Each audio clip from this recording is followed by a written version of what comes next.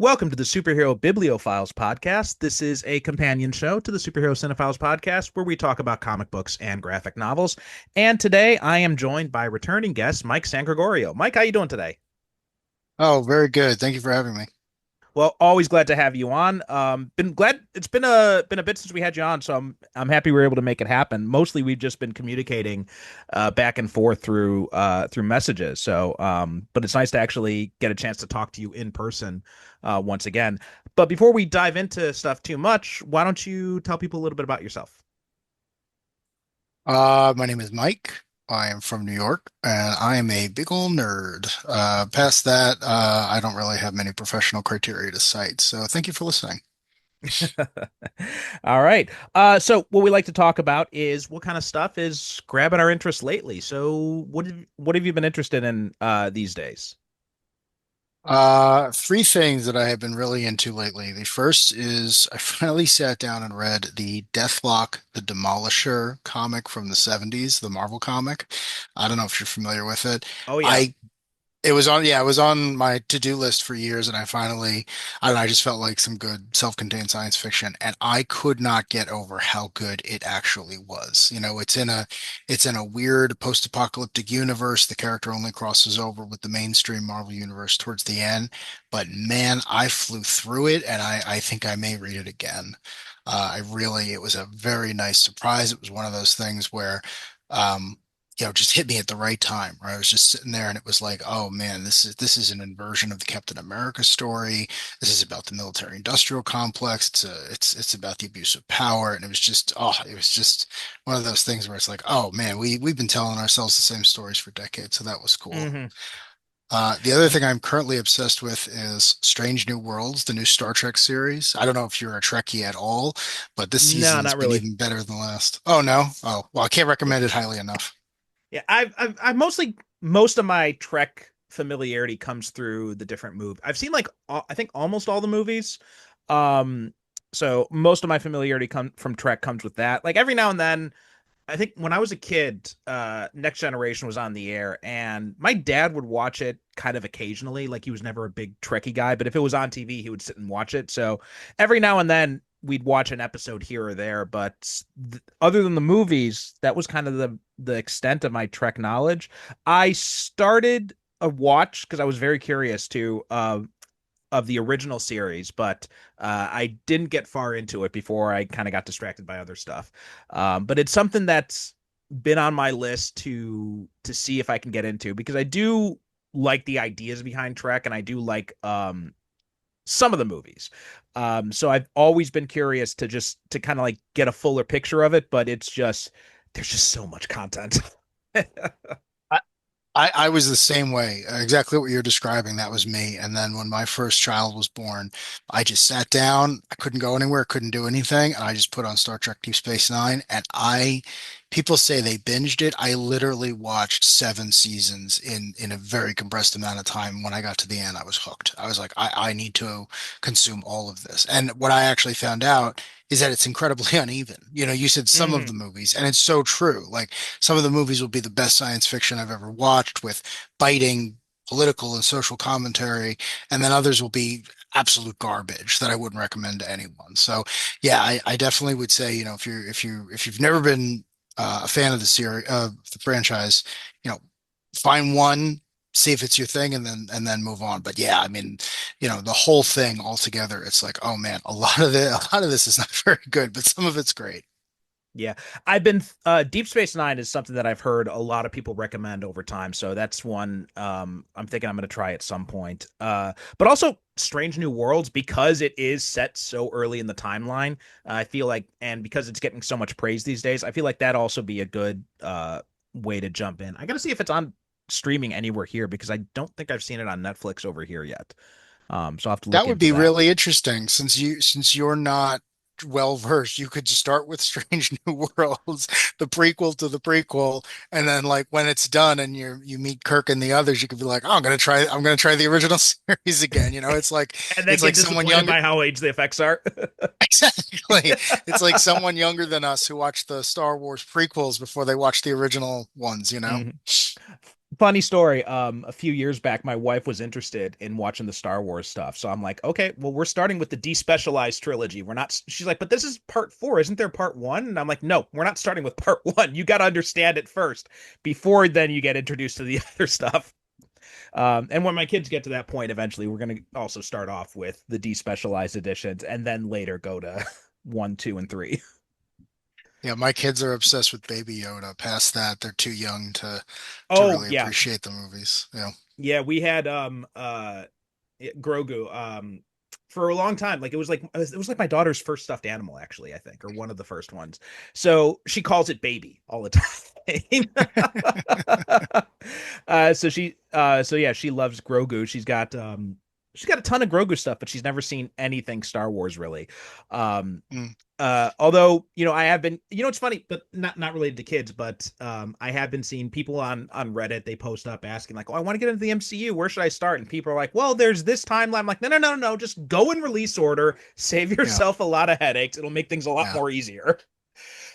Yeah. Um, Release order is always what I recommend to people, regardless of medium, because it's like if you're interested in this and something comes later that's set before, you're going to be completely confused if you start with a prequel.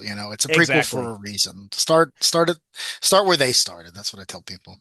Well, especially when it gets stuff like Captain Marvel, because everyone's like, "Well, Captain Marvel takes place." I'm like, "Yeah, but the end credit scene doesn't." So you get to the end credit scene, you're gonna be like, "What the hell's going on?" Yeah, plus Captain Marvel is, heavily predicated on the fact that you are going to get all the references that she's going to make. And, she's Exactly. hanging out with all the Shield agents you've met in other works. She deals with the Tesseract. You're not going to know what that is if you haven't seen the other ones. It's a true Hmm. prequel in the sense that it's set before everything else, but you need the context everything else is already provided to really appreciate it, which again is not a complaint. It's just, I really do think that, you could watch that in between Infinity War and Endgame. And it's a nice break because you're going back to Yeah. the beginning, taking a breather. No one knows Thanos is on the way. And then when you get to the end and she shows up in Endgame, you're like, oh, I know Carol, and then I'm going to watch her help the other heroes fight this guy. Yeah, yeah, especially when it comes to stuff like I recently got my hands on Babylon 5, and when I was sorting it, because there's like 50 different watch orders for that thing. And so I was asking people on Reddit and stuff, and they said, for the most part, people are like, use the DVD order because that has the movies in the right place. And even though this prequel is set at the beginning, it was made like at the end of season four, so it's very confusing because they spoil stuff that gets revealed later. So they're like, don't watch it first, despite what some viewing orders will tell you. Um, it's nuts trying to navigate some of this stuff sometimes. But you said there were three things. Was there a third thing? The third thing that I have been giggling to myself about all week is on our friend Anthony's podcast, Digging for Kryptonite, he read a comment from you about your headcanon for the hypno glasses in James Gunn's Superman film. And I have just been laughing at that my entire time because it's like that's one of those things where you said, there are no hypno glasses, they're just Superman and Lois are just messing with Guy Gardner. Where as soon as I Mm, heard it, I was like, well, that's my headcanon now. Gunn's going to have to call me personally and say, no, I was being serious because that fits so well. That's like one of those pieces of headcanon that when you come across it, you immediately accept it because you don't have to change anything. So I yeah. wanted to make sure I pointed that out because it really helped me enjoy that scene more. Yeah, I did not like the hypno glasses thing when Gunn had mentioned it before. I'm like, oh God, not that thing, because you don't need it. You don't need it. No. It's I mean, and Corn Sweat proved that he did a good job differentiating between the two. He looks completely different with his hairstyle that way, Yep. so Yep. there's no need for that. And so when after I got out of the theater, I'm thinking to myself, I'm like, wait a minute, it's just Guy who mentions it. And we never see like someone looking at Clark when he's got the hypno glasses on to see someone else there. So I'm like, Yeah. and Lois's reaction, like she does kind of, but she feels almost like exasperated when she acknowledges it. So I'm reading that as like, okay, she knows this is a gag. She knows, she's just like, all right, let's just move on and get through this, Yeah. and we'll keep the gag going. So Yeah. that's how I chose to read it, and it makes sense. And even if Gunn says that's not true, that is going to be my headcanon until they literally show someone looking at Yeah. him through the hypno glasses. And even then, I'm going to come up with something else, like that person had brain damage or something. I mean, it's so perfect because you can even, I almost read her reaction now as her remembering that that's a joke, because Mhm. there's a half beat of hesitation, and I think it's because she's gone there to get help from them. She wasn't expecting this nonsense, but you could Mhm. almost read that as like, oh, this is the guy with the weird hair that we told that joke to. Yeah, no, I'm gonna run with this. I want to see how far we can take this. And Guy's the perfect character to do that with because he's a good soldier, but he's not exactly a brilliant tactician or anything. So Right, exactly. And and just the way he says it, it sounds so credulous. Like yeah, he's easily bought into this thing. So it totally makes sense for me for Guy to be this guy who's like, it's like, wait, glasses, that's stupid. That's not gonna work. And he's like, and I imagine like Clark's like trying to go through, it's like, no, it's a whole thing. I got the hair. yeah, I do the guy's like, but it's just glasses. He's like, yeah, well, they're special Kryptonian hypno yeah. glasses, guy. Oh And then later man. he goes back home. He's like, you won't believe the day I had today. It's like, and he's like, because you know how I go all this effort to disguise myself, and then this fucking dude, he just would not shut up about the glasses. She's like, well, what did you tell us? I just gave up and said they're hypno Yeah. glasses, and then he They're accepted that. magic. Yeah. They're Yeah, magic. Like you tell a child, like, oh, it's magic. Don't worry about it. It's yeah. fine. It's good. I tell that to my kids all the time. Like they're the thing is my whenever my kids don't want to go to sleep, like I got a trick for both of them. For my daughter, it's spiders. Mm. I'm like, Helena, if you stay up here, the spiders are gonna come, and then she gets up and she runs to bed. Or my son, it's the ghosts. I'm like, Philip, the ghosts are coming. The ghosts are gonna come, and then he gets up and he runs to bed.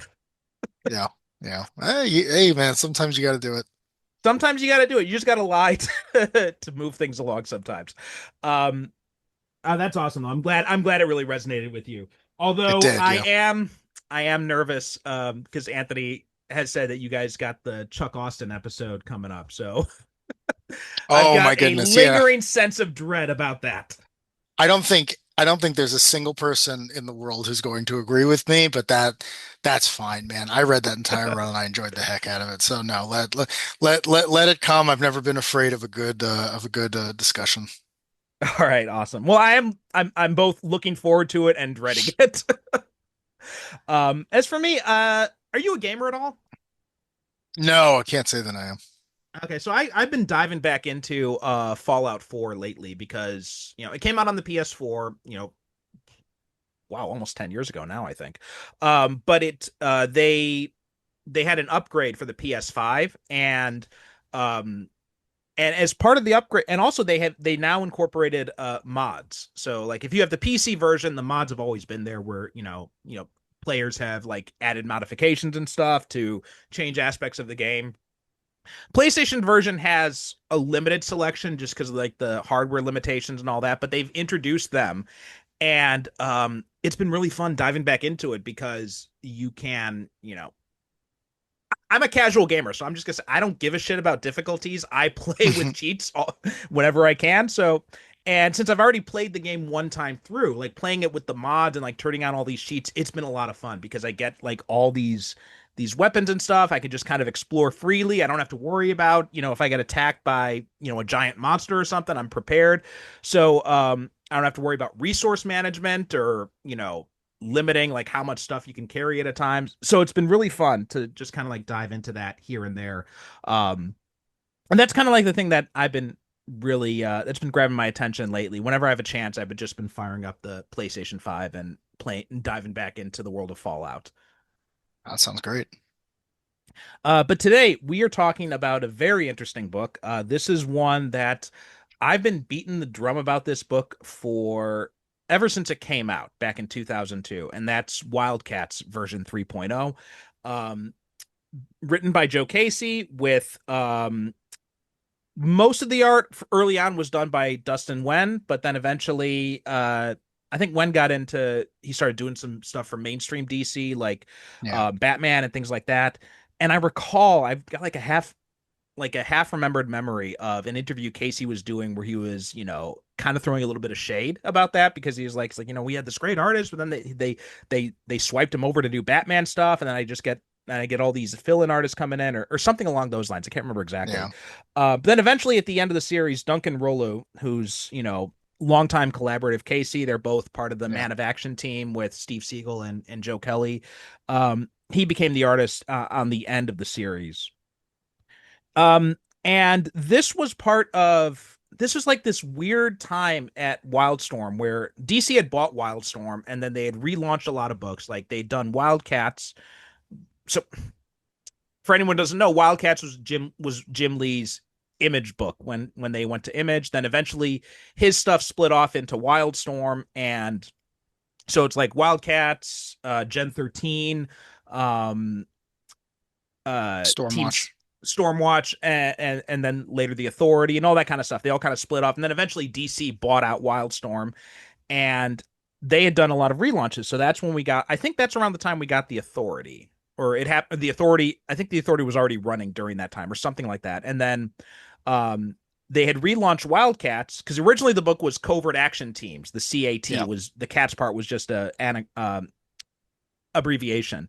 But then eventually they changed it to just Wildcats without the abbreviation, and Scott Lobdell launched it, and it was kind of this idea of because the Wildcats concept was went through a few interesting iterations, probably more so than I think any superhero property really has in that I can think of off the top of my head, because it started off as just like this standard superhero property where it's like got all this lore about the Caribbean and the Demonite, these alien species that have been at war for centuries, and they basically like influence human mythology with angels and demons type of thing. Yeah. You had this team of superheroes that were um, basically a ripoff of the X-Men, more or less. Um, and then and Jim Lee only did like a short amount of time, and then he brought in a bunch of fill-in writers, and eventually, and it was just kind of spinning its wheels for a while until Alan Moore came on. And Alan Alan Moore Moore. had this, yeah, he had this brilliant idea where it's like, well, which is basically like, in at the end of World War II, like I think like 20 years after the war, they found some soldiers on these islands in the Pacific who didn't realize that the war had ended. And so that was kind of like Alan Moore's kind of idea is like, what if that happened to this war? So Yeah. the half the team goes off into space to Kara, and they find out that no, the war was over centuries ago. You guys Yeah. just never knew about it. And so that just kind of like threw everything into question, like, well, oh my God, our entire reason for being is now gone. Yeah. And Lobdell's run was kind of like, well, what happens to the soldiers after the war's over and after they come home? And his run had some interesting stuff, but it was really kind of disjointed. It didn't really have any sort of clear ideas in it. And eventually he left the book, and then Casey took it over, and he just ran with it, and he just made it Yeah. amazing. Then he relaunched it as Wildcats version 3.0, and there was this idea that Spartan, the android who had been created to like be this soldier, um, he's given the reins of the Halo Corporation after Lord M, his creator, dies, and he's given like all these resources, all this money, and he's given one directive: change the world, make the world a better place. So it's basically this idea of corporation as a superhero, and it's like what happens when you've got someone in charge of a multinational excessively rich corporation who literally does want to make the world a better place. How does he do that? What happened? How do people react to that? And that was kind of like the driving force through it. And I think the concept works better than the execution in some ways. And I think part of it is just like how limited the book was, and just like some of the limitations of just the superhero comic book format in general. Um, but just like it's a really cool idea. And I've kind of rambled on for a little bit here, but let me toss it over to you. What's kind of your history with either this book, the specific iteration of Wildcats, or Wildcats in general, all that stuff? I love Wildcats. I think it's one of the greatest high concepts. I was there at the beginning. I followed Jim Lee over from X-Men. I was super excited about it at the time.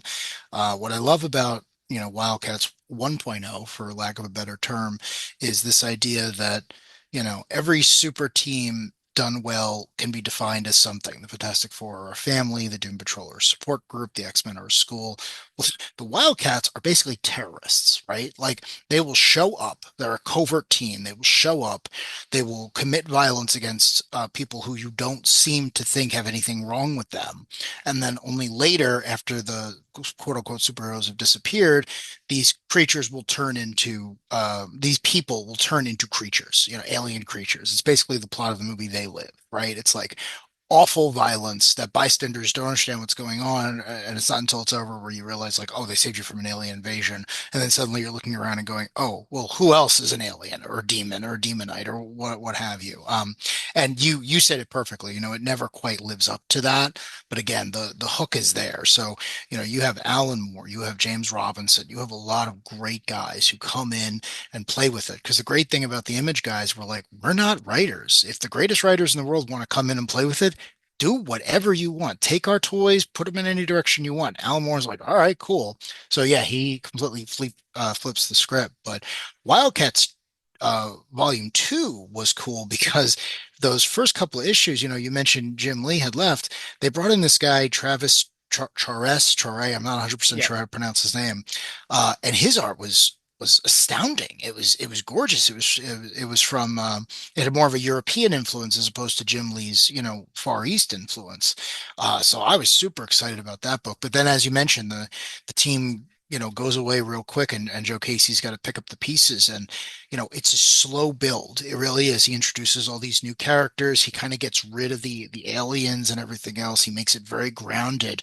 And then before you know it, it's like, oh, we're dealing with Spartan, Halo Corporation, and all this like, well, what happens if we focus on actually making your world better as opposed to just, putting all of our nonsense in it? And then you get to 3.0 and there's that mission statement in the first issue of like, I am going to make your world better for you because that's what I was told to do by my creator before he ascended to becoming a force ghost or whatever the heck happens at the end of volume 2. But man, I bought every issue of this series when it came out.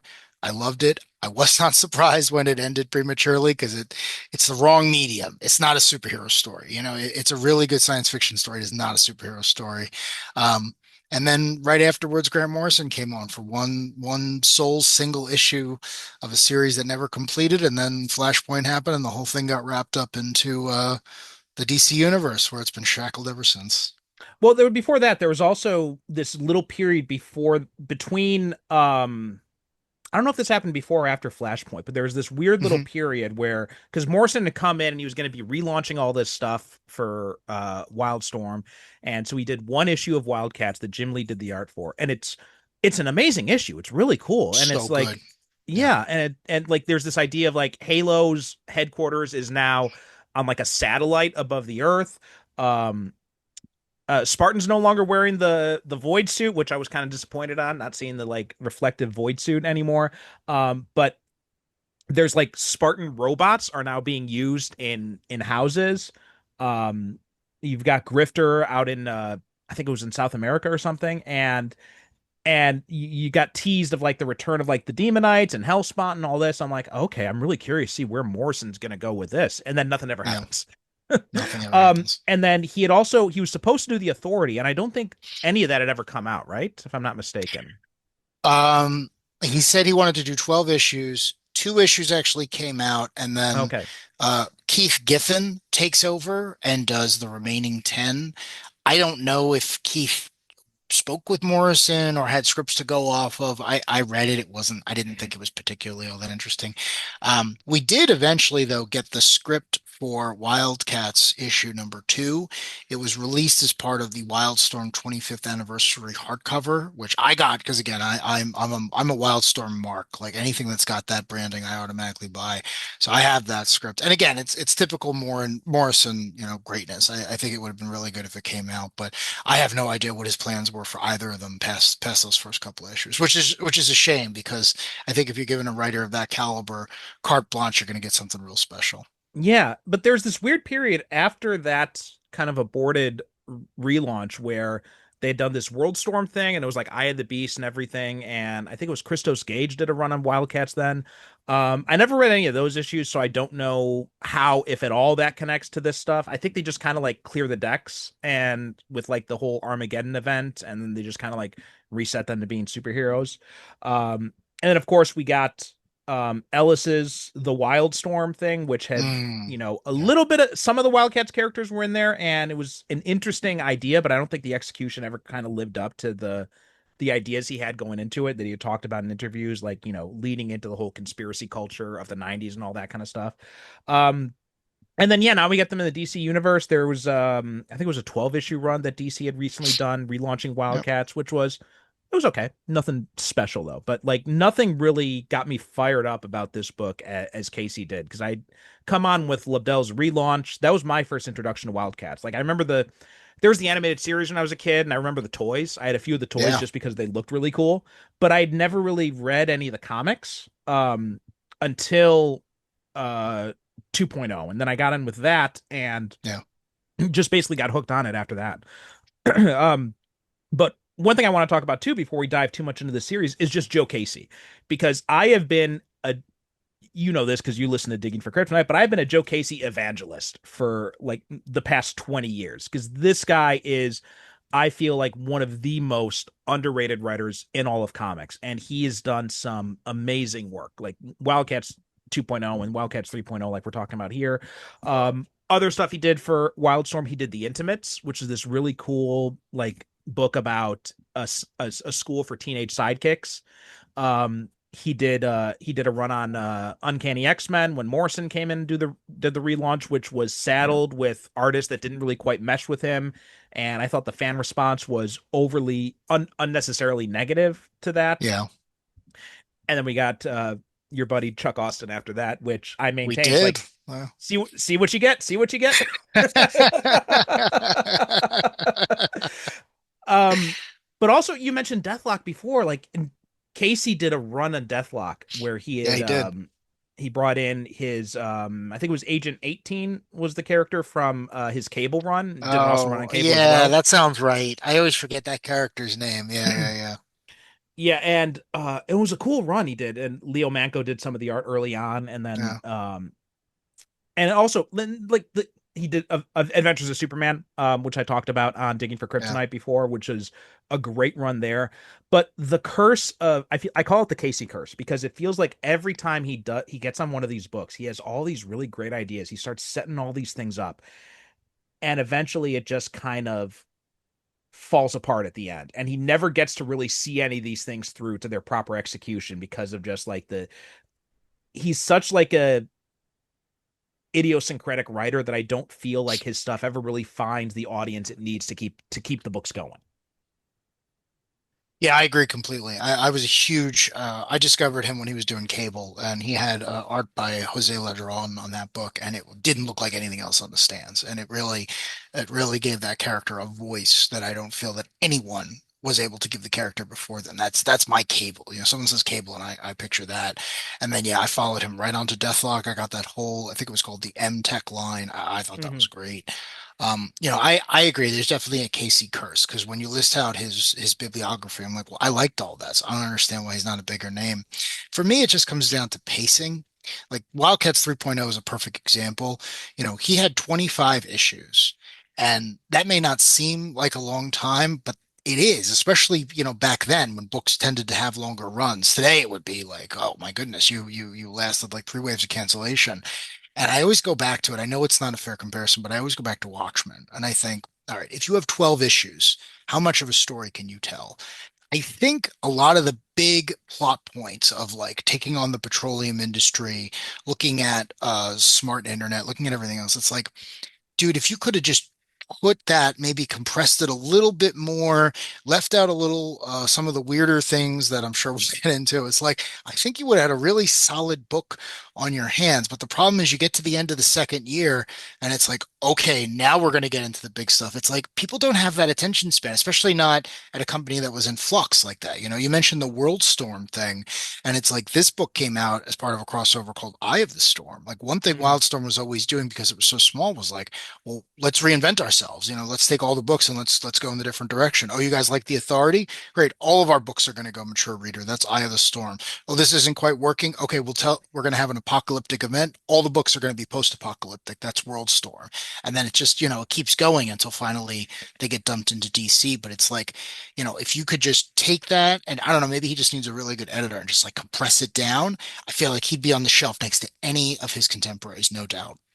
No, absolutely. I think that's a really good point about the pacing stuff. And talking about the Deathlock run, I mean, there's like I think the whole like the first like 3 issue arc I think could be compressed into like 1 issue because it's just like spends a lot of time spinning wheels and it's interesting stuff, but in this kind of marketplace I don't feel like it's really doing a whole lot. And as I was rereading this too, I did definitely feel that kind of sense of, okay, where are we going here? Because we Yeah. got all this stuff. We have we're introducing these new characters, like we have Dolby and Garfield. We've got the Beef Boys. We've got Beef CC Boys. Rendozo, and it's just like I feel like we're going in too many different directions at once, and we should just like kind of condense and direct and figure out a dedicated lane for them to go in. And I think also Yeah. another thing that kind of hurts in a way is just when the book is focused so much on Jack Marlowe, Spartan, because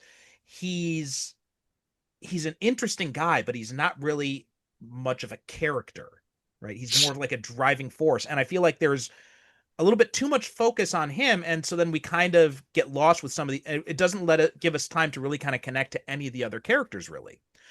With the exception Yeah. of, I mean, Grifter in this series is really interesting because he gets sidelined like right away and he's like in a wheelchair for most of the run, which is an interesting Yeah. idea because here you've got this character who has been like the driving force of the action in the Wildcats book Yeah. since its inception, and you're going to put him in a wheelchair. And I'm like, okay, that's interesting, Yeah. but I don't feel like we really kind of dove into Grifter's psychology with that in the way that would have made it a more interesting idea to play with.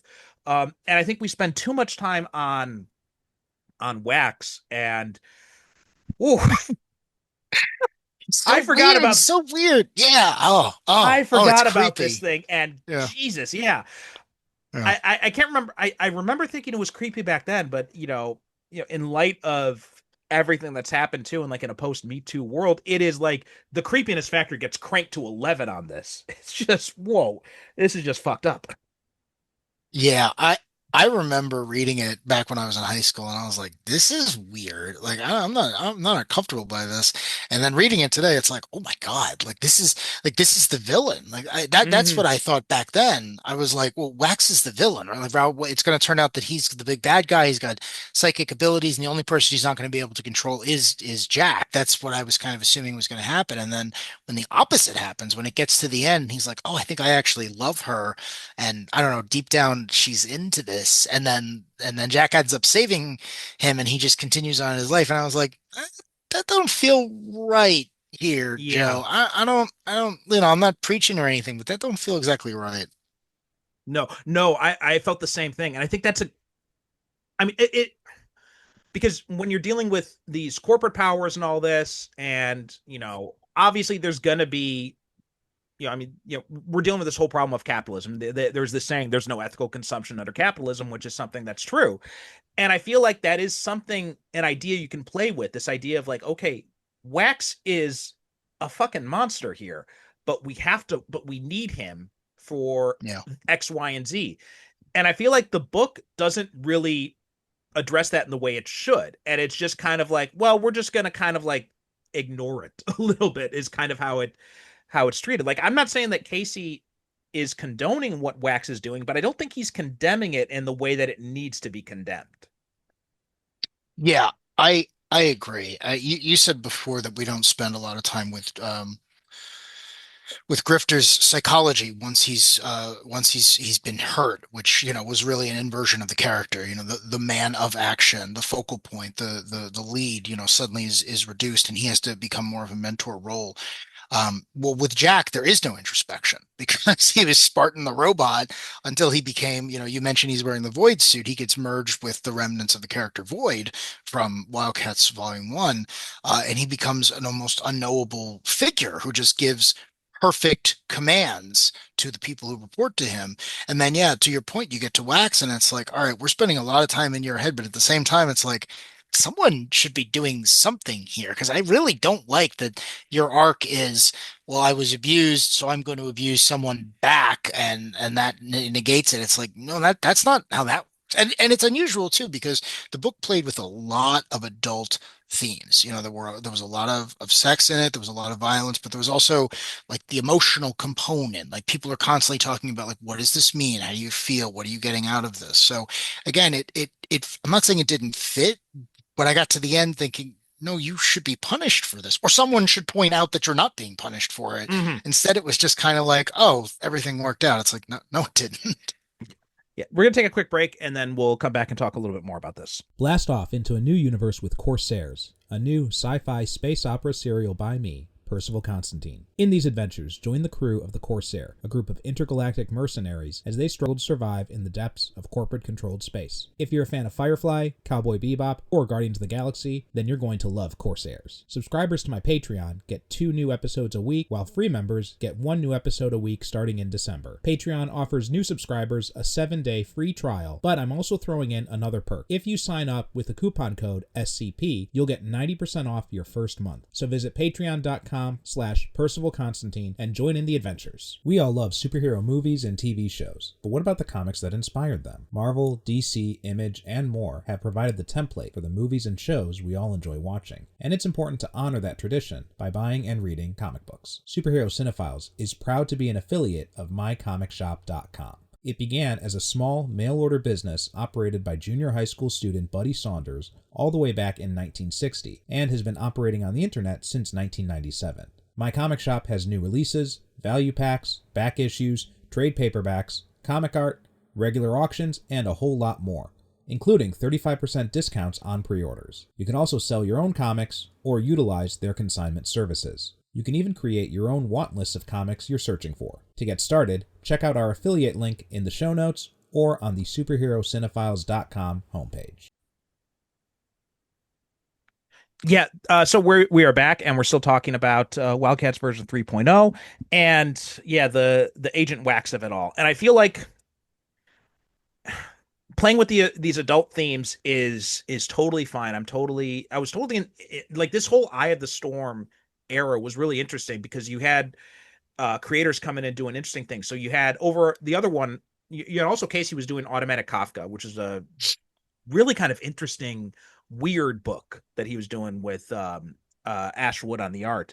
But also you Yeah, had Micah Ian Wright doing Stormwatch Team Achilles, which was yeah, you did. a whole lot of fun. Yeah, and that was a and like he goes up to like he has the team go up to like the richest men in the world and just fucking blows Yeah, them away. And it's like, what do you yeah, call like a what do you call a group of dead billionaires? A good start. I'm like, yeah, yeah, okay. yeah. But Did you also, sorry, you go know ahead. why that book ended though, right? Oh yeah, yeah, I Yeah, remember okay. that. And he yeah. Okay. So anyone doesn't remember, Micah Ian Wright, he had claimed to have been a former like Army Ranger or something like that, Yeah.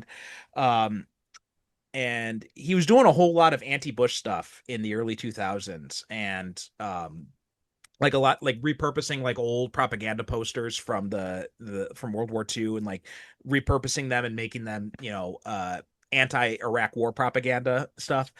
And but then it came out that he actually had lied about his service. He had never served or anything like that. And um I don't, I can't remember if he had quit the book or if he was fired or if it was a firing that was kind of like dressed up to look like quitting or whatever the case was. But Yeah. um, however, a few years after that, he came back and did like this whole mea culpa, and like he had launched this new book, Duster, which I had backed it on Kickstarter, and I mean, credit to where it's due. Like he did own up to what he had done wrong, and I follow him on social media. He's still like he's still beating the drum about the right things and stuff like that. Hmm. So he's done some movie stuff too. Uh, there's one movie he did. I think it's called They. I think it was called. I haven't seen it Oh, though, um, but yeah, he's been doing like a lot of like movie stuff and things of that nature. So he's still out there. He ended up finding a way to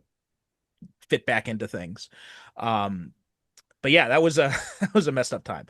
oh But man. anyway, He This will never, his books will never be reprinted. They'll never be available on digital. So I doubt anyone's going to read them. But he did one thing that I loved and I still think about, regardless of the truth of the matter, where he had a character called Citizen Soldier, who was this Captain America type figure that the team had to fight.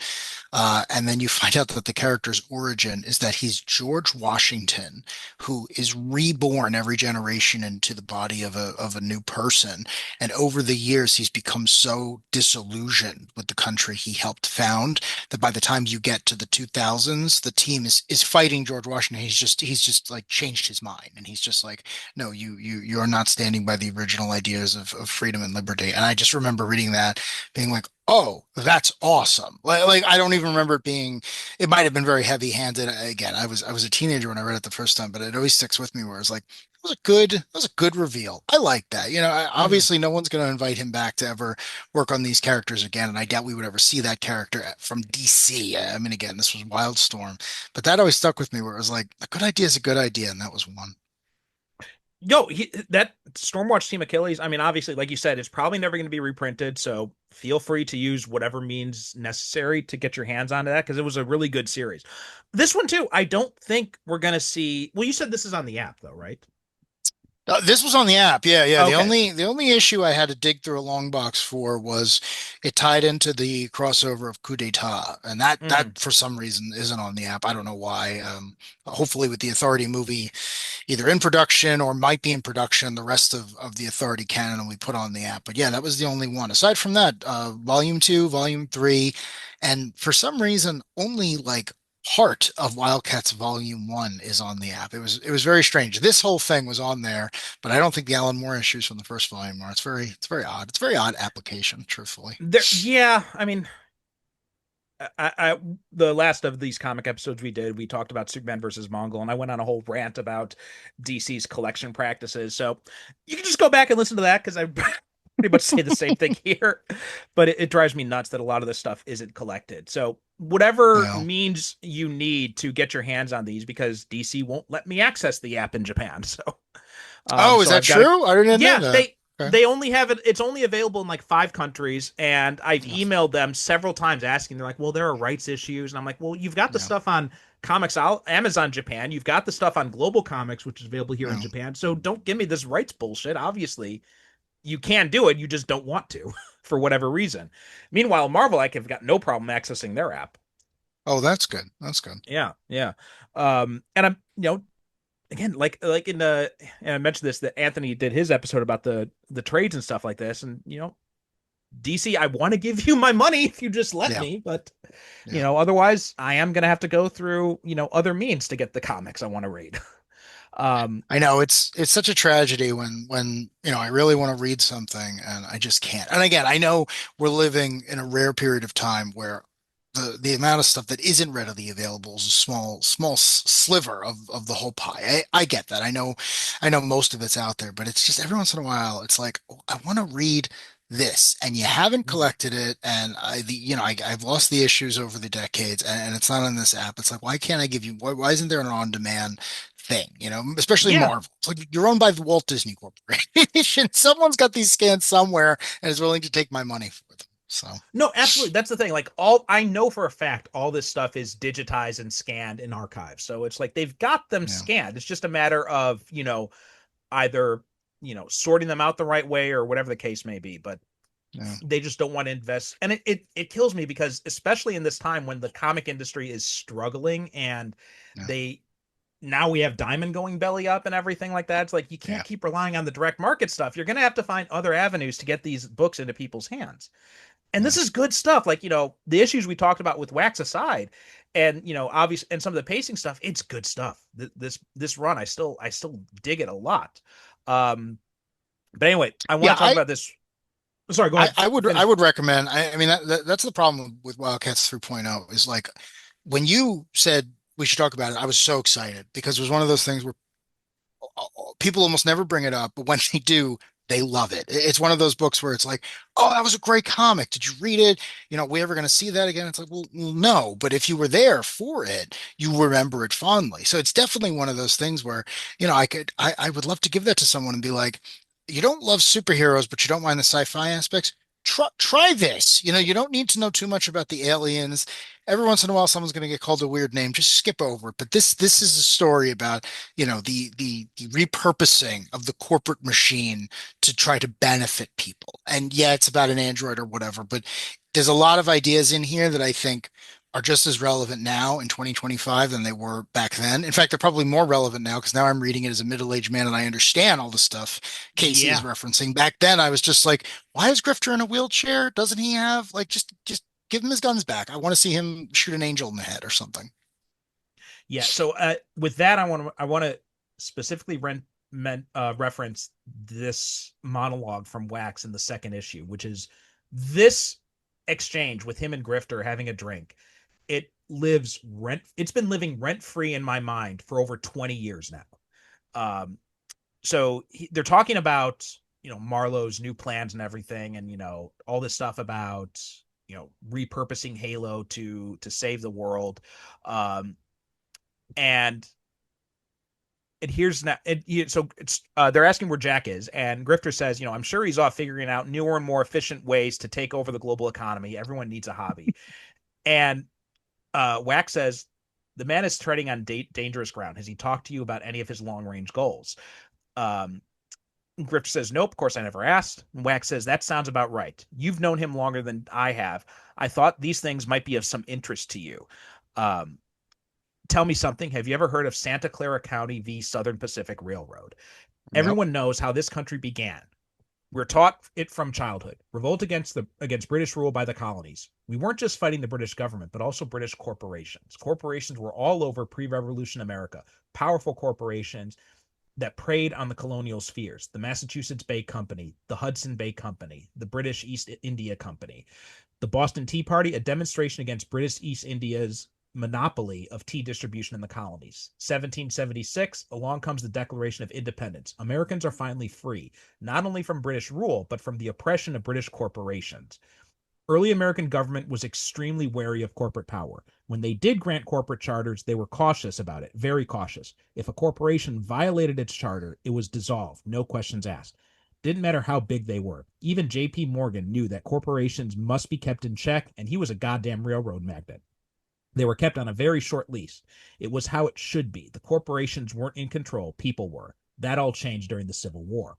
America fighting itself. The corporations swooped in during a chaotic time. They bought legislatures, judges, whatever they needed to increase their power. Even Lincoln knew the shit would hit the fan. Just before he was killed, he said this: corporations have been enthroned. An era of corruption in high places will follow, and the money power will endeavor to prolong its reign by working on the prejudice of the people until wealth is aggregated in a few hands and the republic is destroyed. You have no idea. No one listened to Lincoln's warning. Corporations kept growing. Laws were amended to benefit them. There were fewer and fewer limitations to what they could get away with. The courts were their only watchdogs, and judges were favoring them, awarding legal victories that set precedents, one in particular.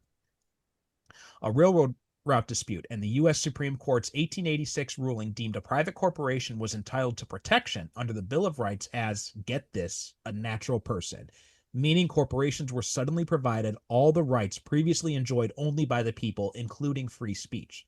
But instead of having the same powers as private citizens, corporations had so much more. With their vast financial resources, they could defend their rights to a much greater degree than any one American could possibly afford to. That's one hell of a ramification for one legal decision. By the early 20th century, corporate trusts were too powerful to ever legally challenge, producing most of America's wealth, while the courts consistently favored their interests. So here we are now, a world where corporations dominate the global economy and they have more rights, more freedoms, more powers than we do. And that was pre Citizens United, right? And Yes, it just like, was. this book fucking radicalized me. Yeah, as I think it was intending to. Though I will say, Casey, you know, you mentioned an interview with him. I tried rereading as many interviews as I could because I used to you know, absorb all of this stuff back in the day. And he was very careful about that too. He was like, I know how far I can go with the preaching, right? I know how just to toe the line, right? So his whole thing here is after that speech, which again, as relevant today as it was back then, More he relevant, I'd makes argue. But yeah, no, actually, you know what? You're 100% right. More relevant today. He always keeps showing like this corporation is going to do something good. He's almost trying to say like all of this is true. It's awful. It's not going to get better anytime soon. But if you had everything in the right place, this is what you could do with one of these. Because Jack is constantly talking about how I'm not interested in more money, I'm not interested in more power, whatever, whatever. I want to make the world better for the people who already live here. And from a certain point of view, it's kind of like, well, you're a robot, you aren't from here. What's the deal with that? But from another point of view too, it's just like, well, yeah, but this is what he was programmed to do.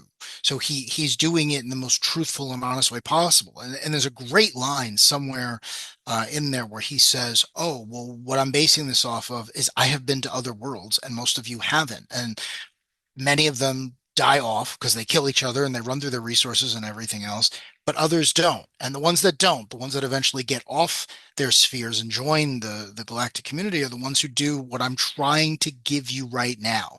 And here on Earth, that's the mechanism that you have chosen, the corporation, the global Mhm. corporation. Well, welcome to Halo. Yeah, yeah. And I will say, like, the Lincoln quote actually is not accurate. Apparently, it's been misattributed to Lincoln. I'm not sure who said it originally. Someone had said it around that time, but it wasn't Lincoln. Might have been like one of his speechwriters or something. But that was the only inaccuracy about it. It's a quote that's widely attributed to Lincoln, but he didn't actually say it. Um, so yeah, just some shoddy research on that part. But otherwise, the intent behind it is completely true. And again, pre-Citizens United, like Casey was talking about this stuff in 2002. And then, you know, what was like Citizens United was what, like maybe 10 years later or something. And then Mhm. after that, that's when people started talking about this. And I remember thinking at the time, hearing all these people talking about this, I'm like, wait a minute, I read this in a fucking comic book 10 years ago. Where the hell were you people? With the Beef Boys. Yeah. Yeah. Yeah.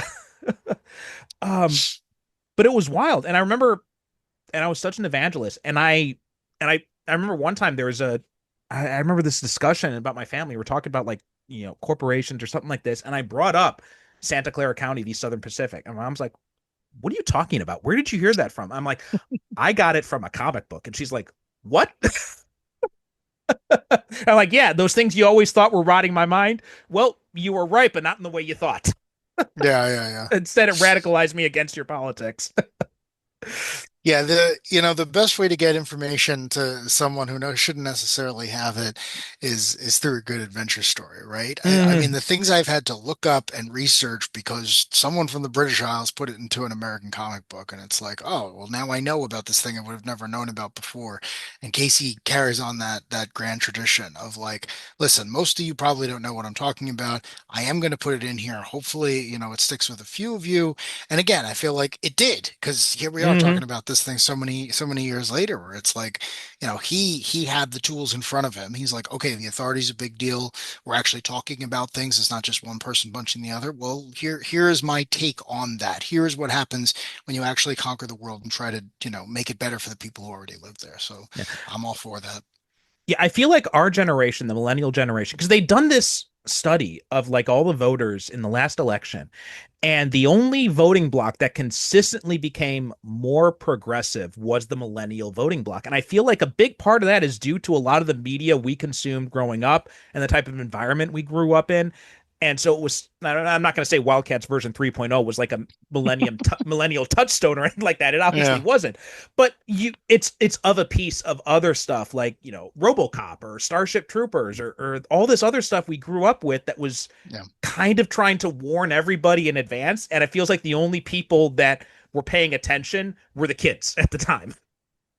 Well, we were the only generation who got to see it like in real time, right? Mm-hmm.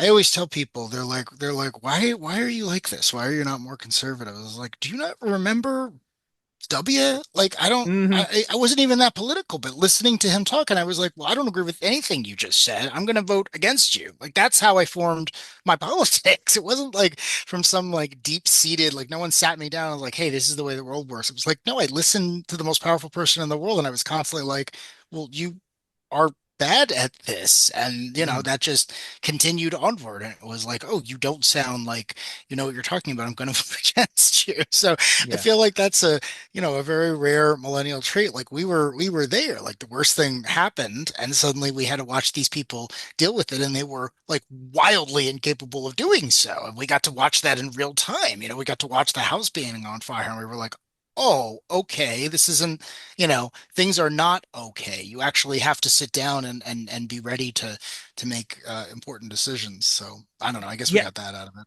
No, I feel like we're really in some ways in a lucky place with that because most generations before it was like they voted the way their parents told them to. And I was Yeah. sat down and like explained like this is why we're Republican and the Democrats they want to Mm. take your money and to give it to poor people and all that.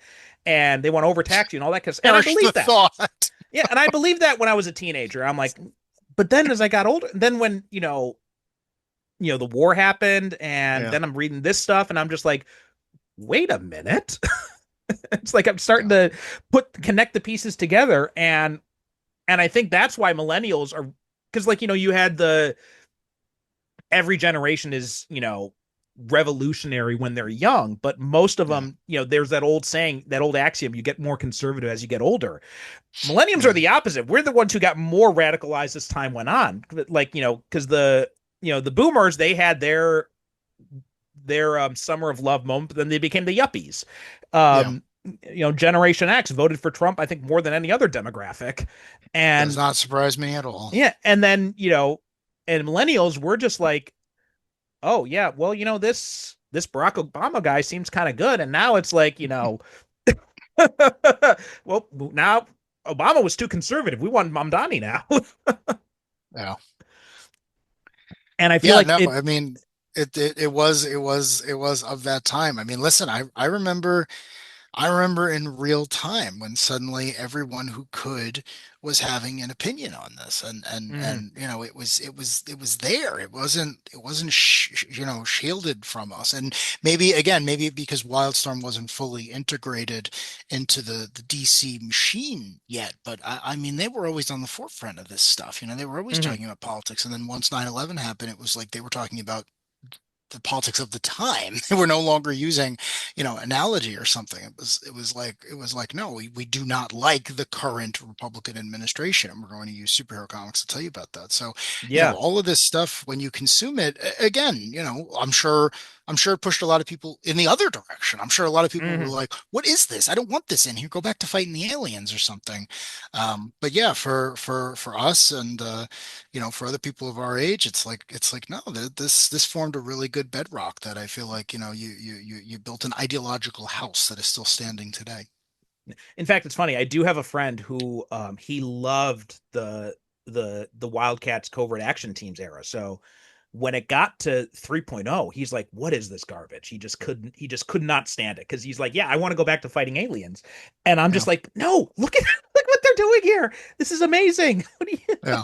Well, I will say I mentioned this earlier in the episode, but I feel like one of the reasons that he barely got 24 issues because I say 24, the last couple are a complete tangent Yeah. that wrap up a plot line from the last one. So it's really closer to 20. So like a year and a half, a year and change is, you got to use some sugar to make the medicine go down, right? Mhm. Like the whole point of adventure fiction and speculative fiction is like the aliens usually stand for something. They represent someone. And the reason we're fighting them is because they are imperialists or they're, crazy people, or they stand for a group of people who the writer disagrees with, right? So, you could have used a little bit more of this, but this was like very much on the nose. Like there are Mhm. scenes in Wildcats 3.0 where the villain, quote unquote, it's an oil executive and it's the Republican he put into power, and they're sitting in a room and they're talking about each other, and then they send,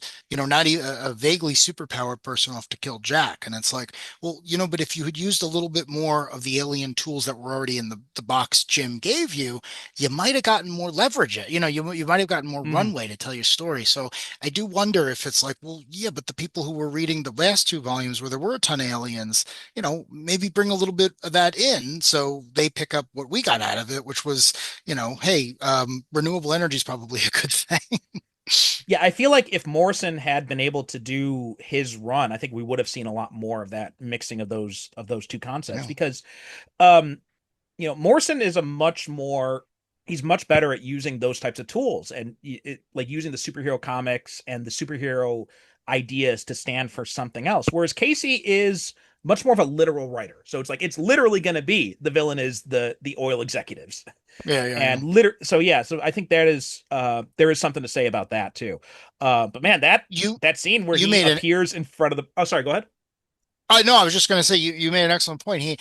Grant Morrison did the same story in Batman Incorporated, Yeah. where I remember very clearly the Batman is sitting behind the Bat computer, and he's like, "No, I am going to take the idea of Batman and make it into a corporation, and I'm going to make that corporation work for the people of the world." Like it's the same story. And then if you ever read Morrison's comic The Filth, he talks about it there, where he's like, "Well, why aren't we using the tools of the enemy? Corporation is so powerful. And, Bruce Wayne's always had his foundation. Why aren't we using those tools? If we use those Mhm. tools in the proper way with our more progressive ideals, we can combat these people. All they want to do is make themselves more wealthy. We want to help everyone else. The more people you help, the more arms you're going to have. So yeah, Batman Incorporated is this idea, but it's covered more in the superhero stuff. So you can read it and you can be like, oh wow, he's fighting Talia again. But the second time you read it, you're like, wait a second, what are you trying to do here? And then you Mhm. get to the end and it's like, oh, Batman as a brand inspiring others to help others to help others. Ah, I got you, Yeah. Grant. And even he touched on that a little bit. I think like it was kind of a proto form when he was doing the X-Men stuff with the X Corporation. So similar type of idea. There are also, Marvel Boy had a little bit of that kind of stuff too, with the idea of like, brands and sigils and all that kind of stuff. Yeah, So yeah. And yeah, I feel like Casey was a little bit too literal with this stuff, maybe, and that's probably yeah. why it didn't quite land as well as it did. Because yeah, that last arc, the whole Coda War stuff, it's just, and I think this was also editorial mandated, if I remember correctly, where they're like, we need more Oh, okay. action in this book. And so Yeah, he's like, all right, fine. So he did the Coda War thing, and it was kind of like his hope that once he does like this big action packed arc, he can then, switch focus and continue on with his stuff. But then it just ended in the middle of it. So we didn't get to see the rest of it. yeah. Um, but yeah, the Coda War stuff, I can take it or leave. It wasn't that anything that memorable. Just like, relentless action for, Did you basically notice 5 issues. Resin or whatever the character's name is looks or Saren looks like Boba Fett. Yeah, I remember that at the time. Everyone's Oh like, why is man, Boba Fett on yeah. the cover of Wildcats? I was so confused because I remember thinking to myself like, oh well, if they're gonna fight the Coda and Zealot's gonna show up, maybe they'll bring in people with actual superpowers and we'll get a nice break and they'll fight them and then we'll come back to this. Or we'll do what, other writers used to do back during the Bronze Age. We'll do like, different plots, right? Like Chris Claremont or Paul Levitz or someone would have a plot and then B plot and then C plot and then occasionally they would get moved up the chain. Here it was like, no, there was only the one plot of the corporation. So with Coda War, I was hoping like, okay, well, if you bring in Maul or Ripclaw or someone else for one arc, maybe you get more eyes on this. Yeah, Going back to Morrison, that's what he had to do on the Invisibles because the first arc of the Invisibles sold very poorly, and then the second one, I think it's called like, Born in the USA or Going to the USA. He said in interviews, he's like, "Oh no, I'm making an action movie, and I'm going to see if I can get more eyes on this book, but I'm going to keep giving you, my rhetoric and my story." And it worked. He got more eyes on the book. He was able to go, and with Coda War, it's like, "Oh no, I'm bringing in." The Beef Boys and Dolby and Randazzo, and I'm like, none of these people have superpowers. It doesn't make yeah, any yeah, sense that they're fighting the Wonder Woman knockoff. So I got to the end and I was like, well, I feel like you wasted your last chance. yeah. No, that's a good point. I was thinking the same thing at the time when I was reading it. Like if Grifter is gonna form this covert action team to go help Zealot, then yeah, why not track down Warblade and and Maul and Voodoo and some of these other characters and try Yeah, and see how you can work that stuff in? Because yeah, I mean that yeah, would you'd then be throwing a bone to the people who like my buddy who was more of a fan of the older stuff. So it's like, yeah. okay, maybe you'll come back in and check this out, and then maybe you seed in some of this other stuff with the corporate stuff, and maybe they'll be more willing to hang around and give it a chance if there are, because that is one of the things I don't get, because you have this whole idea of Spartan reinventing himself, but then you're bringing in all these other new characters, when I feel like what does and Rendoza's not a new character, but I did feel like what is she, like she was brought in during I think Lobdell's run, but it's like what is she bringing to the table that you couldn't do with like a Savant, Yeah, or something, someone yeah, like that who's become like an information broker now. Um, yeah. Obviously you couldn't have brought in Tao because he was over in Brubaker's sleeper run, Mm, but that's a good book. Yeah, yeah. But like Warblade too, find something for him to do. Like, you're doing yeah, all this super sciencey stuff. Like I know, and Casey kind of dug himself into a box because he did end volume 2 with uh Jack giving this offer to Maul and Voodoo, and they're just be like, no, we're done. It's like you could have had Maul in there using his scientific expertise to yeah, to deal with this stuff. You could have had, something with Void still around somewhere. Like any of yeah, this stuff would have been ways to kind of toss a bone to fans who had been there for a while. But yeah. otherwise, we don't need to introduce all these new characters. I did feel like that was a missed opportunity. And as I was rereading, I'm like, why are the Beef Boys here? Why? I mean, they're fun. Don't get me wrong, but still, it I was kind of that idea of I feel like we could have taken some of these other characters off the shelf and used them instead.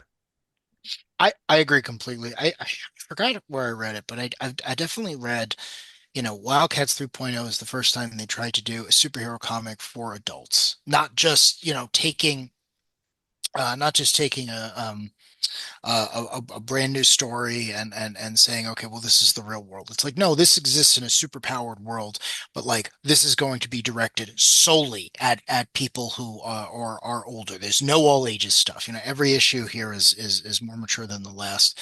Um, and I always come back to some of the choices he made, and the Beef Boys are one of them because it's like, okay, we need violence. This is an adventure story. Someone's got to get punched at some point.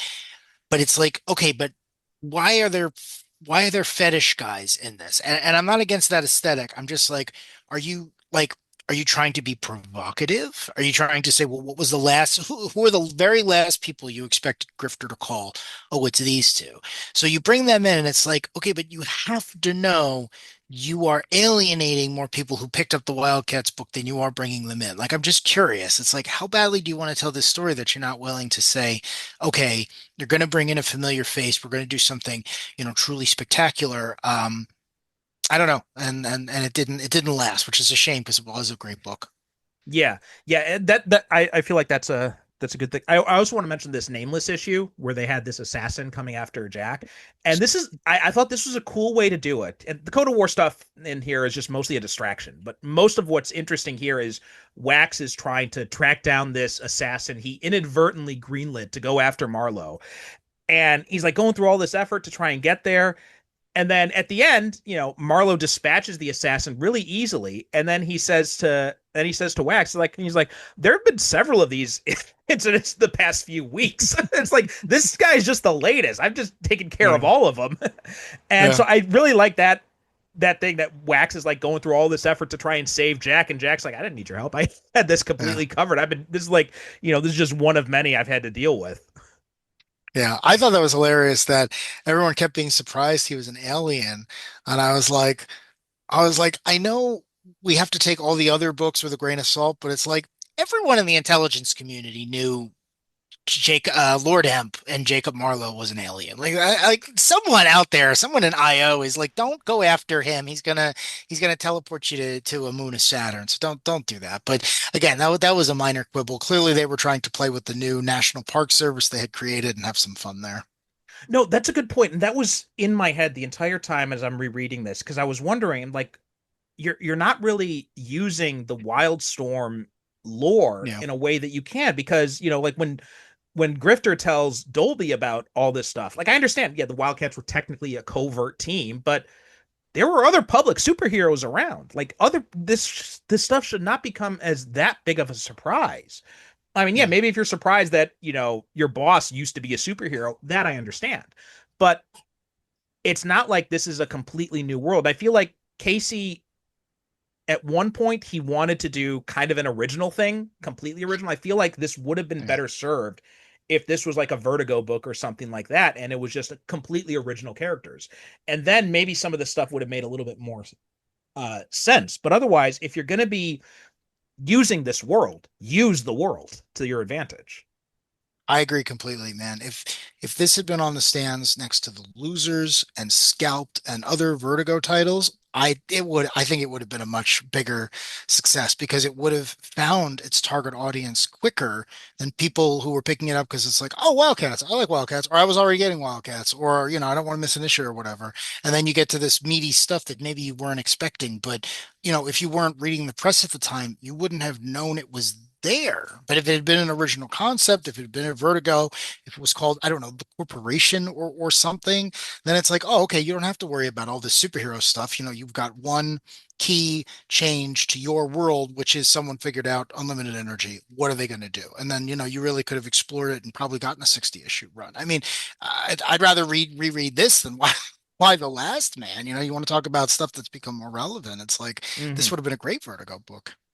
So I want to talk about this last issue and this last page. So, and this is kind of the issue too when you made Spartan so overpowered is that he could solve any problem that they come up against, which he does here in this instance. But in this last page, it feels like Casey is kind of, talking down to the audience a little bit, which I can understand. Yeah, there's a definite sense of frustration that he's speaking through Jack in this last right. My actions to aid Grifter are not your concern. Needless to say, actions were taken. I can only assume this nonsense can now be put behind us once and for all. And then Wax says, a lot of people live for that nonsense. It'll be tough to convince them otherwise. I don't know. I suppose it all seems a bit anticlimactic in the end.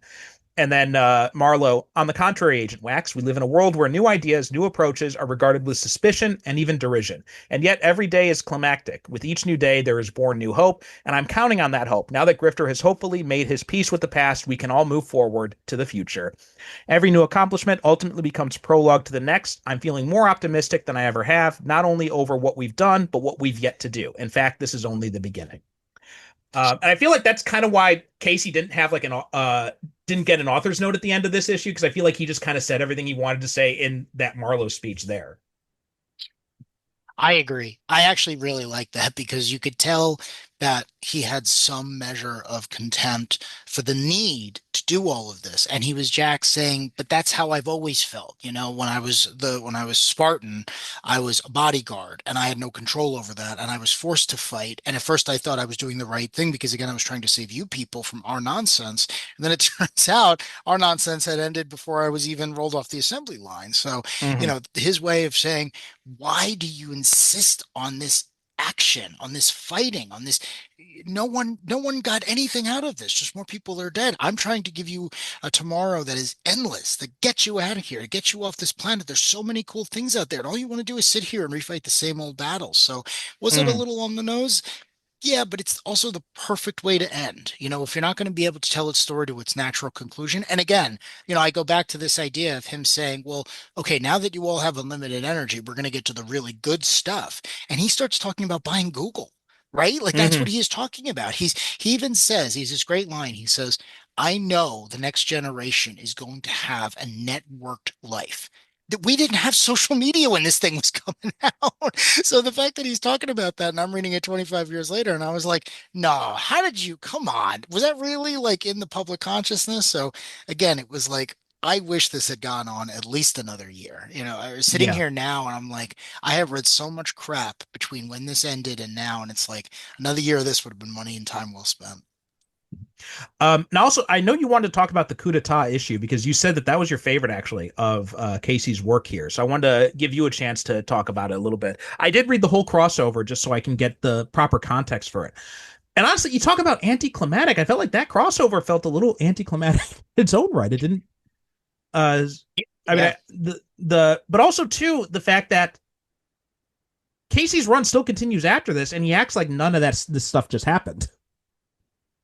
Yeah, so for anyone who's never read Coup d'etat, and I wouldn't fault you, the authority at the time were still a big deal, but after Warren Ellis and Mark Miller left, no one, it was hard to keep the train on the tracks. So many things had changed. So eventually, I'm not sure who the guy who run the whole thing, but the I idea think it was was, Robbie Morrison, if I'm not mistaken. oh, okay, cool. I thought it was. I wasn't sure. The idea is, again, the United States government is the villains at this point. Is post 9/11. They commit an interdimensional event where a thinly veiled analog for Marvel's The Watchers lose priceless information they've been gathering for generations. So imagine every time the Watcher tells you, like, hey, what if this happened? If he did that for thousands of years and the hard drive all those stories were stored on was irreparably destroyed. The authorities step in and say, well, you almost made these people destroy the entire world. We have to take over the government to make sure this doesn't happen again.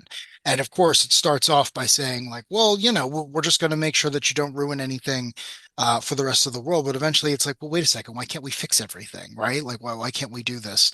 And the Wildcats issue I really like because it plays on this theme that we're talking about. Jack appears on the carrier and says to them, like, I could do this, right? I can teleport onto your spaceship. Why are you doing this? And the authority are like, well, why aren't you with us? What is all this nonsense? What were you playing their game? And he's like, well, yeah, because I want to win it. And then he Mm-hmm. makes a point of bringing up his old Spartan outfit, like it's if it's his high school football jersey. And he says, is this what you want? Do you want me to dress up like Spartan? Do you want me to get the team back together and we can fight to liberate the world? It's like, no, you morons. I'm playing the long game here. And what you're doing right now is ruining all of that. You are just going to Mm-hmm. perpetuate the cycle of violence as opposed to what Jack is trying to do, which is envision a better world for everyone. And the reason it's my favorite issue is because it's got one of my favorite interactions where Grifter in a wheelchair knocks off a kingpin and he takes his super bomb and he goes to Jack and he says, you don't even have to do anything. Don't get your hands dirty. Teleport me and the bomb in there and I'll handle it. But he's yelling at him while he's still in his wheelchair with the cast on his leg. And I just always got a kick out of that scene because I was like, if I had to describe these characters to anyone else, that's the issue I would use. I'd be like, Mm-hmm. that's their entire relationship. The Wolverine and Cyclops of the team. That's it in 20 pages. Yeah, it's such a great idea because, and Jack is proving this because he says, okay, so what happens after you blow them all up? And Grifter's like, well, they'll be gone. And he's like, yeah, okay, what Yeah, happens after that? And it's like, oh. exactly. Yeah. So they And just, Grifter's well, also Grifter's reaction is like, we're superheroes for fuck's sakes. I can't believe you're not going to do a yes. mother. He's like, no, we are superheroes, but you're Yeah, playing by their rules. yeah, You're not being the way a superhero should be. You're yeah, not yeah, challenging the status quo. And I think that's exactly. and yeah, Yeah. it's a really good point he makes there. And the whole idea of when he goes up to the authority and he's like, oh, will you listen to me if I dress up like Spartan then? Yeah. Yeah. I I love that Jack's whole thing, whenever whenever he has to deal with another superhero, is basically to say, you view superheroes as people who fight super villains. I Hmm. view a superhero as someone who's dedicated to making the world a better place. And I really like that because, in addition to the fact that it's new and it creates great conflict with the other Wildstorm characters who I all think are incredibly nuanced. Well, at the time they were, now they're a pale imitation of what they were.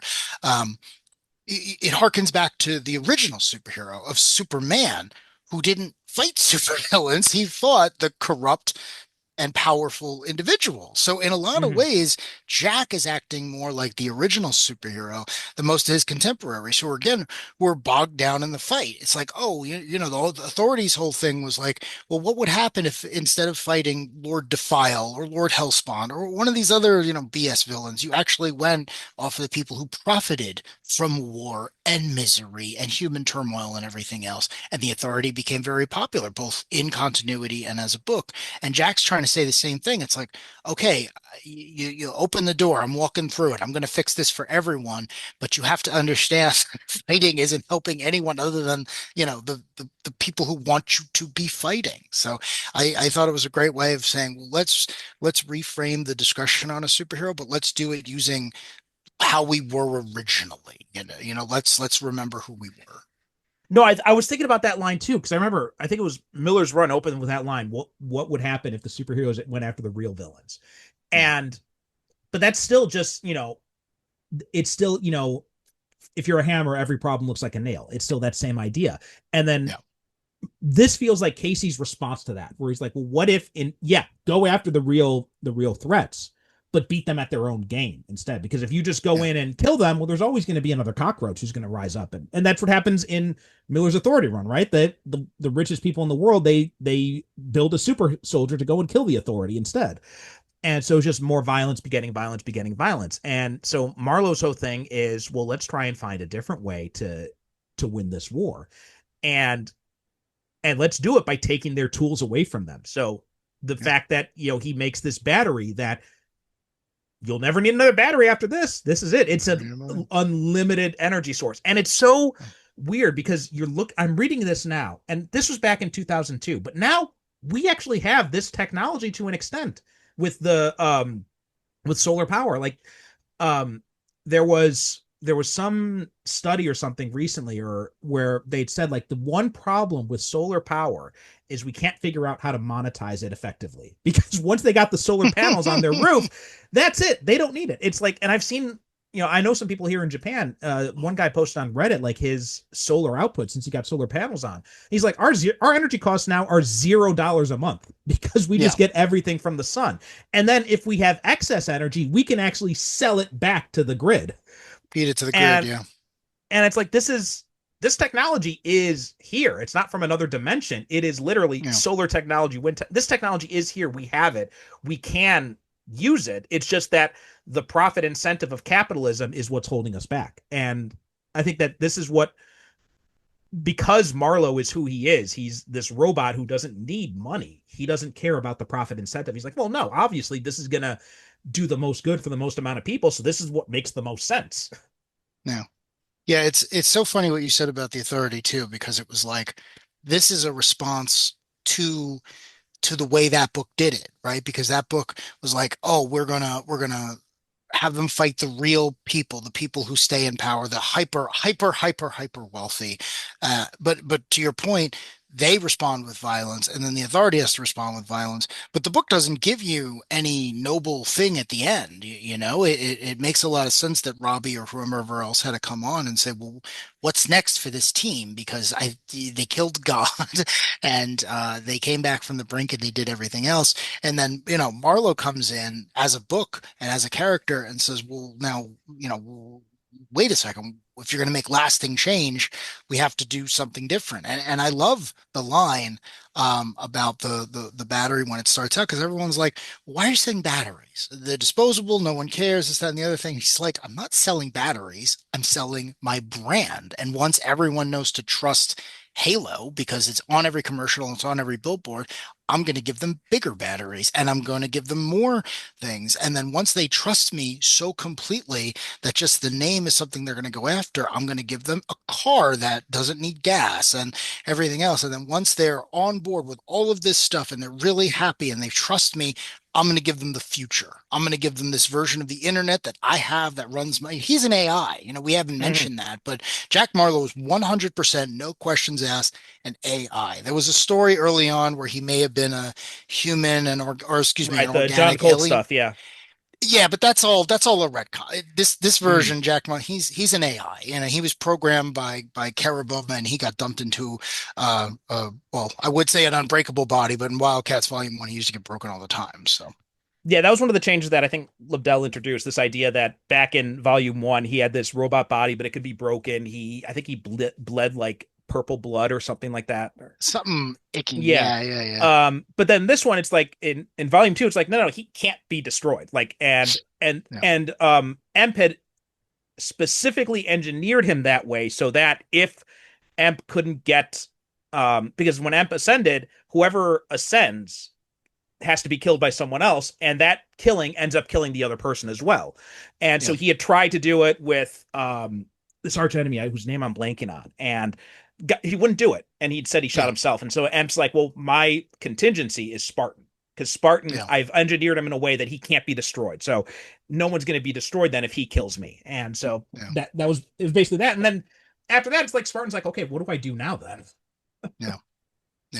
Yeah, and it's cool too, because the Halo Corporation was always, it was a throwaway thing. It used to be, it was like Stark or Trask or any of these others. It's like, oh, It was this is so I don't.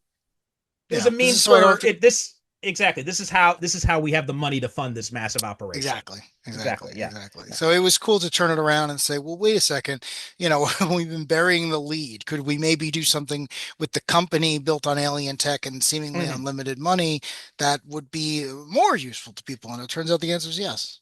Yeah, absolutely.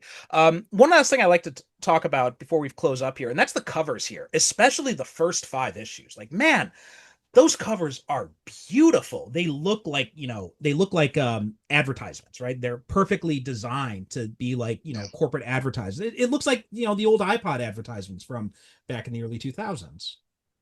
Yeah, it's Ryan Hughes, man, a noted graphic designer and comic artist. He worked with Grant Morrison on a bunch of stuff. My favorite work of his is he did the multiversity map of the DC Oh. multiverse. He sat down and he designed it. He's a graphic designer by trade. So, yeah, when I saw his name on these things, I was like, wait, what? And then to your point, I just looked at all the covers and I was like, oh, this is it. This is the in-universe magazine cover that's going to get me used to all these characters and everything else. And I was like, this is again ahead of its time. Like if this had just been a Mhm. Vertigo book, like it still would be on the stands today.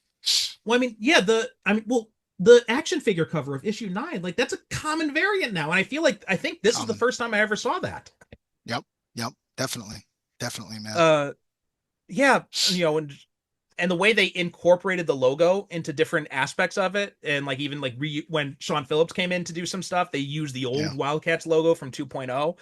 Yeah. Um, yeah, they changed the logo to fit them. The one of issue 12 where it's like a prospectus on Yeah. like a stock report or something like that. All of this, it was beautiful covers, and yeah, this book was ahead of its time in a lot of ways. And I feel like, yeah, if only this had been a Vertigo thing and it was its own separate thing, or if Casey had used the Wildstorm trappings to a little bit more effect, I think it could have had longer legs. Mm. Or, too, I mean, it's easy for us to Monday morning quarterback. It's like, who knows? They were going to do Hmm. World Storm, they were going to move in a different direction. It's quite possible that because the Eye of the Storm branding goes away pretty quickly, I think after like issue 18 or something. So, it's obvious they were all sitting around and going, what do we do with this? What's the plan? And they were doing those other books that eventually led into World Storm. I think you mentioned Number of the Beast and Armageddon and all these other things. Like they were clearly making plans. So who knows? Maybe he Hmm. could have thrown in a couple of classic characters, had Mr. Majestic show up, and then a couple issues later, it's like, hey, we're doing this World Storm thing. You got to get on board with it anyway. So maybe it was nice when it ended when it could, because at least we got it to end on its own terms, right? And we didn't Yeah, have to suddenly pivot to something that we wouldn't wanted to watch.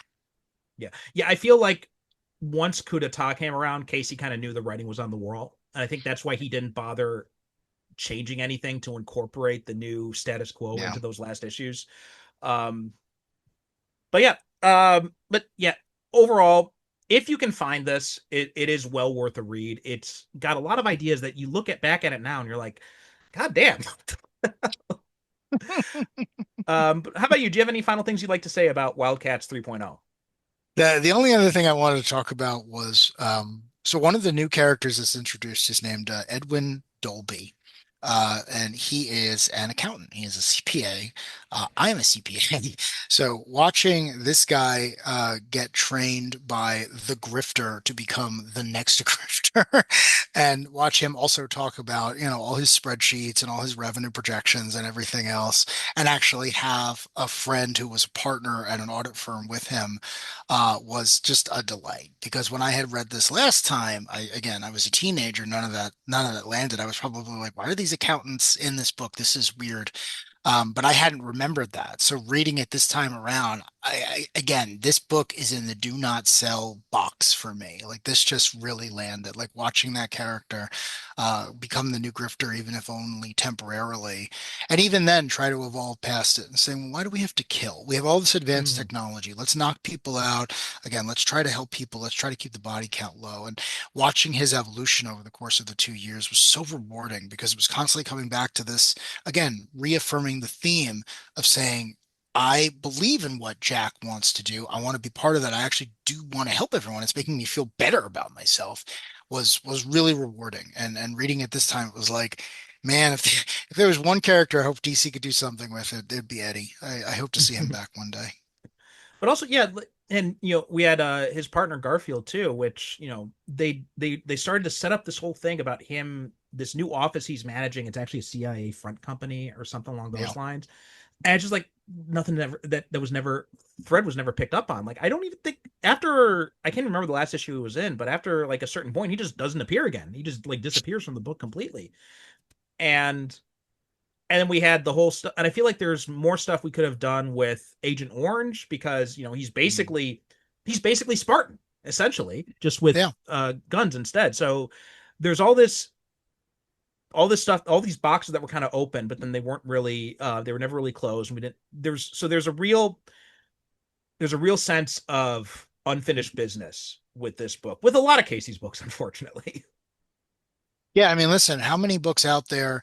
God, everything Peter David ever wrote. They go on for a very long time. Chris Claremont, again, was on the book Mm-hmm. 10 years, and when he left, he still had a ton of plot threads. And it is unfortunate when that happened. But I feel like here, at least, there was a sense of um there was a sense of purpose with each one. Like I love Mm-hmm. the idea that Garfield, this aggressive but ultimately very boring person has to go against the CIA. And I thought that was great. Like again, will we ever see that followed up on? No, but every time he would show up and I was like, what shenanigans are you getting up to today?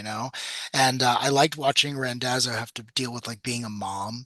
Like she has absolutely Yeah. no problem blackmailing the most dangerous people who have ever lived or shooting people in the head or sending people to their deaths.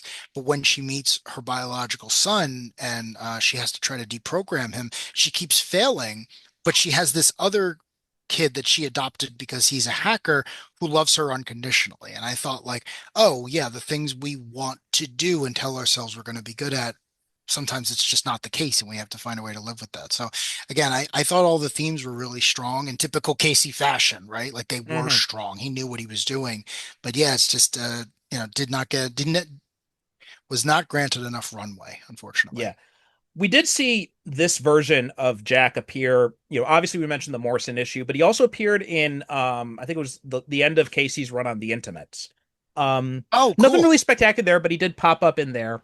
Um, and and then it was just kind of like in the World Storm stuff, it was just kind of like wiped away. I glanced at one of the first issues, and I think they make some brief mention of it, but then it's just like they just kind of like yada yada it away. Yeah, I think he still has some of his teleporting ability and he basically becomes a rescue worker because, in World Storm, for those of you who haven't read it, the entire world just gets unhinged, Hmm. basically someone with the power of Superman is cloned a million times, but they don't have any higher brain functions and they just swarm like locusts. So only the superheroes are really, it's basically like the world enters a new medieval period, and the Hmm. superheroes are the only ones that can provide any order. And it's really dark. And Wildstorm Universe ends during this period of time. I think the last one of the last stories ever published is literally Mr. Majestic, the Superman of that Earth, like walking through the ruins of a city, like the day before Flashpoint occurs. Like it's a really it's a really down ending, which is surprisingly consistent for Wildstorm. But Hmm. again, it's like part of me always hopes one day we'll go back to that world and we'll see them be given another chance because they're a product of their time, but there were some great ideas there. There really were. Yeah, I really feel like it was a missed opportunity when DC decided we're going to fold it into the DC universe. And it's like I think Ellis had the right idea, but that execution of the Wildstorm didn't work out I think the way he had intended to. Plus all the Yeah, stuff about him being a creeper came out during that time as well. So yeah, that really never got to live up to its purpose. But I think yeah, this idea, if I could if I'd be given the chance to reboot anything, I think I would like to reboot the Wildstorm universe, and just like start off with and go back to that, like maybe make set it in the 90s. Actually, I think that would be interesting, absolutely. and just Yeah. go on from there. um but yeah, was the Worldstorm stuff, by the way, was that worth reading, do you think? Or No, absolutely not. okay.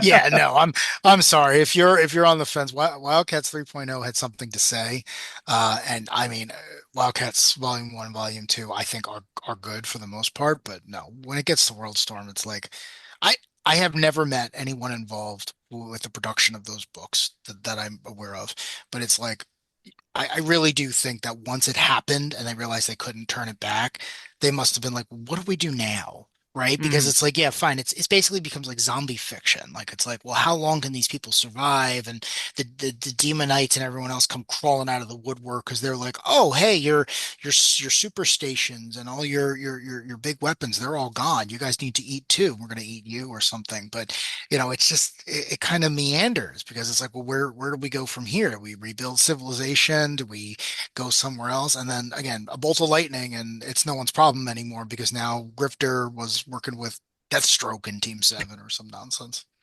All right. Well, this is a fun conversation, though, even though it's sad that it ended that way, but fun conversation nonetheless. Mike, thanks so much for coming on. I really enjoyed this chat. Anything you want to promote? Anywhere you'd like to send people? When I am invited, I am a guest on Anthony Desiato's Digging for Kryptonite podcast. Check out every episode of that. Okay, great. As for us, superherocinephiles.com is the website, superherocinephiles.com on Blue Sky, and Super Cinema Pod on Threads and Instagram, although Blue Sky is mostly where I hang out these days anyway. Thanks so much for listening, and we'll talk to you next time.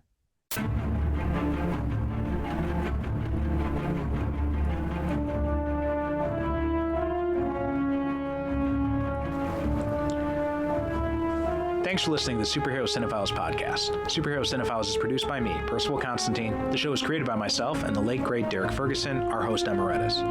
Visit us on the web at superherocinephiles.com to listen to past episodes or find out how you can be a guest yourself. Support the show by visiting our advertiser links or click the Buy Me a Coffee link on the website to make a one-time donation. We are Super Cinema Pod on both Instagram and Blue Sky, so please be sure to follow us. We'd also appreciate if you could rate and review the show on Apple Podcasts and share us with your friends.